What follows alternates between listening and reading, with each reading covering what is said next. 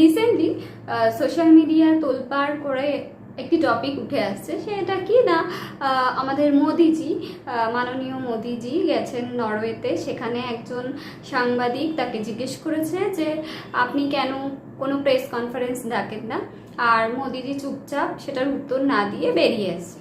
যাই হোক, ওটা ওনার ব্যক্তিগত ব্যাপার, উনি কথা বাড়াতে চাননি।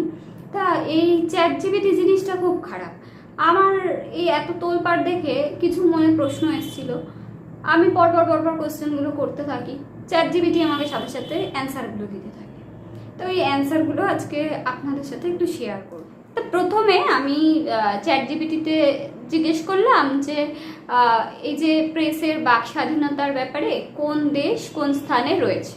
তো আমাকে ওরা যে অ্যান্সারটা পাঠালো, নরওয়ে রয়েছে 1 নম্বরে, ডেনমার্ক, সুইডেন, ফিনল্যান্ড এগুলো রয়েছে 5-এ। মানে এরা অত্যন্ত স্বাধীন শক্তিশালী গণমাধ্যমের মধ্যে পড়ছে এদের অবস্থা। ইন্ডিয়া রয়েছে 151-এ, মানে ভেরি সিরিয়াস। পাকিস্তান রয়েছে 158, সাংবাদিকদের ওপরে চাপের অভিযোগ রয়েছে। বাংলাদেশ রয়েছে 149, ডিজিটাল আইন নিয়ে বিতর্ক। চায়না রয়েছে 178-এ, মানে অত্যন্ত নিয়ন্ত্রিত মিডিয়া। কোরিয়া রয়েছে সর্বনিম্ন, মানে হচ্ছে ওখানে সংবাদ মাধ্যমের কোনো বাক স্বাধীনতাই নেই, মানে পুরোটাই রাষ্ট্র দ্বারা নিয়ন্ত্রিত হয়।